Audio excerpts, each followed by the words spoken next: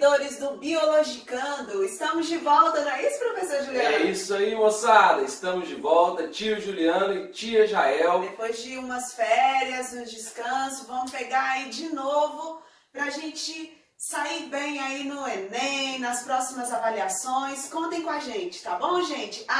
E não deixem de compartilhar os nossos vídeos, colocar o like lá, dar o like nos nossos vídeos que ajuda a gente a estar divulgando muito mais o nosso trabalho. Então vamos lá. Professor Juliano, a partir desse segundo semestre aí, a garotada do segundo ano vai trabalhar o que com a gente? Vai trabalhar o reino Plantae, também conhecido como reino Metáfita, não é isso? E essa planta, simbolizando o Cerrado, simbolizando o Nordeste também, vai servir como mecanismo de estudo para a gente. Vamos lá então? Vamos começar.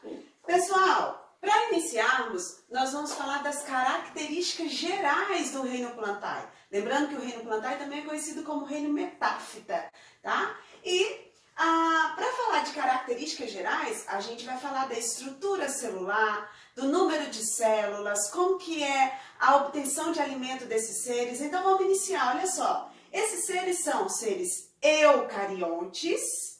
Eles apresentam inúmeras células, sendo classificados como multicelulares. Isso mesmo. E produzem o seu próprio alimento, sendo classificado como seres autótrofos. E além disso, pessoal, a organização celular das plantas é diferente da dos animais. É só a gente lembrar aí dos estudos de citologia. Uma célula vegetal apresenta parede celular, apresenta aí os cloroplastos, que é a organela responsável pela absorção de luz para que aconteça a fotossíntese. E muita gente fala assim, professora, plantas têm órgãos? Plantas têm órgãos. E órgãos que apresentam funções muito similares aos nossos órgãos. Vamos falar sobre isso? Vamos falar. Se a gente fosse analisar uma planta e tentar fazer uma comparação com a gente, o que seriam esses órgãos nas plantas e o que cada órgão desse representaria quando comparado com um animal? Então eu trouxe essa imagem aqui, que é uma imagem bem clássica que a gente acha muito na internet por aí. Ó, as flores. As flores das plantas seriam um órgão sexual, né? Sugestivo quando a gente dá flor para a mulher, não é isso? A gente está dando o órgão sexual da planta, não é verdade? Seria isso. A folha é responsável pela troca de gases, não é verdade? Gases que entram, gases que saem. Então seria como o nosso pulmão, não é isso? E as raízes são responsáveis por absorver os nutrientes, as substâncias que estão no solo. E na gente, quem absorve isso é o intestino. Então, seria como se as raízes fossem o nosso intestino. Professor, e o nosso sangue? O nosso sangue seria comparado à seiva que está no interior das plantas, não é verdade? A seiva que corre, que transporta e que vai da raiz à folha e da folha à raiz. É claro, pessoal, que isso é só uma analogia. É claro que isso é só para vocês entenderem que as plantas também têm sistemas, e sistemas assim muito similares aos sistemas dos animais, só que se comportando obviamente de forma diferente devido à estrutura celular, né, professora? Isso aí, muito bom. Bom, pessoal, a gente vai aprender também a fazer uma classificação, tá? Na biologia, tudo precisa ser bem classificado para facilitar os estudos. Precisa, mano. Exatamente. Olha só, o reino Metáfita ou reino Plantae, a gente tem aí 4 grupos de plantas. Exatamente. Que a gente vai falar sobre elas. Vamos. São as briófitas, segundo, Pteridófitas, terceiro, gimnosperma, angiosperma. Então tem uma sequência? Tem uma sequência evolutiva para o estudo dessas plantas, do reino Plantae. E a primeira estrutura que a gente precisa identificar é quanto à visibilidade do órgão reprodutor. Exatamente. Algumas plantas não apresentam o seu órgão reprodutor visível, ele é bem escondidinho, né? Por isso que essas plantas são classificadas como criptógamas, órgão reprodutor escondido. Isso. Já as fanerógamas apresentam um órgão reprodutor bem visível. Exatamente. Ok? Então vamos ver isso aí melhor numa tabela, professor? Vamos sim. Olha só. Então a gente tem aqui o reino plantar e as subdivisões.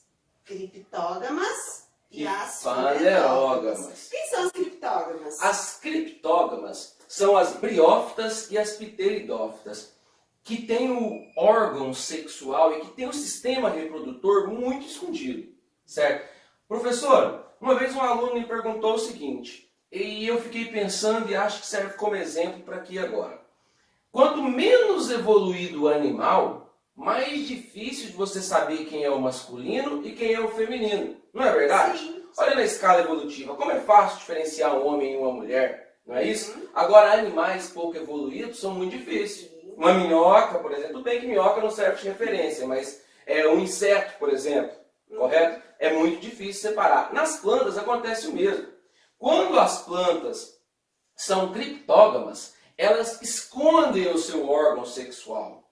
Elas escondem o mecanismo reprodutor, que são as briófitas e as pteridófitas, correto? Elas não têm flores, não é verdade? E as flores são seu órgão reprodutor. Sim. E as fanerógamas, pode continuar, professor. As fanerógamas são as plantas que geralmente produzem fanerógamas, flores evidentes. As flores delas são muito evidentes. Então, por exemplo, um pé de manga. Agora mesmo, esse pé de manga que tem aqui no fundo de casa está cheinho de flor. Ele é uma fanerógama. Sim. Eu estou vendo as flores dele. Aí a gente pode citar. Aí os alunos poderiam falar assim, professor, mas a grande maioria das plantas então são fanerógamas? São. Sim. A grande maioria das plantas são fanerógamas. A evolução conduziu as plantas para essa direção. Certo? A grande maioria das plantas são fanerógamas e tem flores evidentes. Então, recapitulando, tia Jael, o que são as flores? As flores são órgãos reprodutores das plantas. Não esqueçam disso. Pessoal, então, foca bastante aqui, nessa tabela, onde a gente tem as criptógamas, que são as plantas mais no início da escala evolutiva do reino plantário. Briófitas e pteridófitas. Já as fanerógamas, que têm os órgãos reprodutores bastante visíveis, são as gimnospermas e as angiospermas.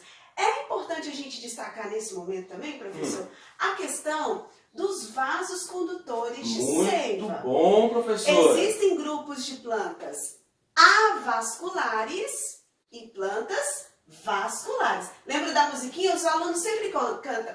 E o xilema leva. Pois é, os vasos condutores são xilema e floema. Mas será que todos os grupos de planta apresentam esses vasos condutores? Atenção, galera, não. Existe um grupo de plantas que são as briófitas. É o único grupo de plantas que não apresenta vasos condutores. Não tem. Então eles vão ser classificados como avasculares, tá? E a partir de pteridófita, as plantas vão ser vasculares, apresentando o xilema e o floema, são os vasos condutores que vão transportar as seivas. Professora Jael, é bom lembrar que vaso condutor de seiva, se tratando de similaridade e se falando no início da aula que a gente falou, seria comparado às nossas veias. Beleza, moçada? A planta precisa de transportar nutrientes e substâncias dentro dela. Nos animais, nós temos as veias, não é verdade? Sim. Nas plantas, nós temos os vasos condutores de seiva, certo? E esses vasos são encarregados de pegarem substâncias lá no solo e levar para as folhas, e pegar das folhas e levar para as raízes também, certo? Se alguém, não pode errar isso no Enem. Todo mundo tem que saber o que são vasos condutores de seiva. Beleza, moçada? Ótimo. Então vamos ver um pouquinho aí, bem rapidamente. Rapidinho. Quais são aí os exemplos de cada um desses grupos de plantas? Você acha que o pessoal adivinha? Eu acho que sim, esse povo é gente boa demais. Então vamos começar aí pelas briófitas. Quem são as briófitas? As briófitas são conhecidas como musgos e hepáticas. O povão por aí de Niquelândia conhece geralmente como o lodo da pedra, Isso. o lodo do córrego. É aquela plantinha bem pequenininha que vive nas pedras, ali nas rochas, nas margens dos rios, em lugares muito úmidos. Geralmente o pessoal pisa, escorrega e pum, cai de bunda no chão, né? Isso. Provavelmente nessas férias muita gente escorregou em cachoeira por aí, em briófitas. Isso.